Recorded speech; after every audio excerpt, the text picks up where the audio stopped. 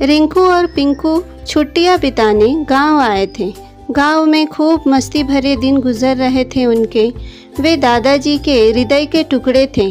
दादी उनके खाने पीने की पूरा ख्याल रखती थी। जैसे ही तारे आकाश में निकलते, वे दोनों दादाजी से कहानियाँ सुनते। दादाजी की कहानियाँ रिंकू पिंकू को रुलाती, हंसाती, डराती और शिक्षा भी देती। आज शाम एक कहानी दादाजी की पोटली से निकलकर आई। दोनों के सामने वह कहानी थी गांव के तालाब की। दादाजी ने कहानी सुनाना शुरू किया। बच्चों, गांव के शिव मंदिर वाला तालाब देखा है ना? उसकी कहानी सुनो, जो मैंने अपने दादाजी से सुनी थी। रिंकू पिंकू की आंखें फैल गई। दादाजी की कहानी चलती रही। कहते हैं कभी इस तालाब को बगल के बागीचे में उतरी परियों ने एक ही रात में खोद दिया था। सुबह हुई तो यह देखकर गांव के लोग चकित रह गए।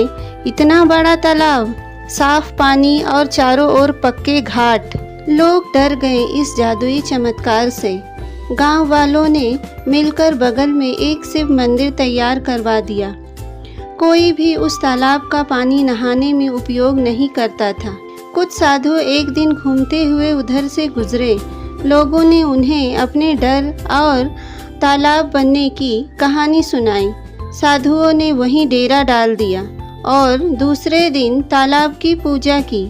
साधुओं ने तालाब में प्रेम पूर्वक स्नान किया और आंखें मूंदकर पानी में हाथ डाला तो उनके हाथ में पीतल के कई बर्तन आ गए, जो रसोई और खाने पीने के काम में आते थे। इस करिश्मे को देखकर सभी चकित रह गए। साधुओं ने पुनः उन बर्तन को पानी में डाल दिया। लोगों ने साधुओं से इसका कारण पूछा तो साधुओं ने बताया, परियों ने लोक कल्याण के लिए यह तालाब खोदा है।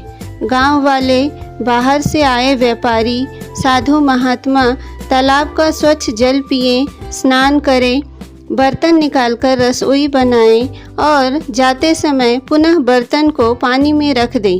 किसी ने एक बर्तन भी चोरी की तो फिर तालाब में कभी भी कोई बर्तन नहीं मिलेगा और तालाब सूखता चला जाएगा। कई वर्ष तक ऐसा ही हुआ। एक बार एक लोभी व्यापारी गांव में आया।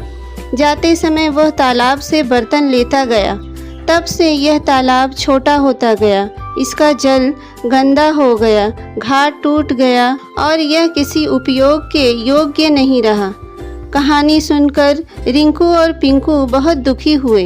दादाजी के हाथ पकड़कर पिंकू ने कहा, हम कभी किसी के कोई वस्तु चोरी नहीं करेंगे और सबको बताएंगे कि इससे दूसरों का बड़ा नुकसान हो सकता है। बच्चों को इस कहानी से बड़ी शिक्षा मिली और दादाजी भी बच्चों को देखकर बहुत खुश हुए। दोस्तों, उम्मीद है आज की कहानी आपको अच्छी लगी होगी। अगर पसंद आए तो इस वीडियो को एक प्यारा सा लाइक और शेयर ज़रूर करें और जाते जाते इस चैनल को सब्सक्राइब करते हुए जाएं, जिससे कि आगे आने वाली नई नई वीडियो की नोटिफिकेशन आपको मिलती रहे। तो मेरे इस चैनल पर बने रहिए। धन्यवाद।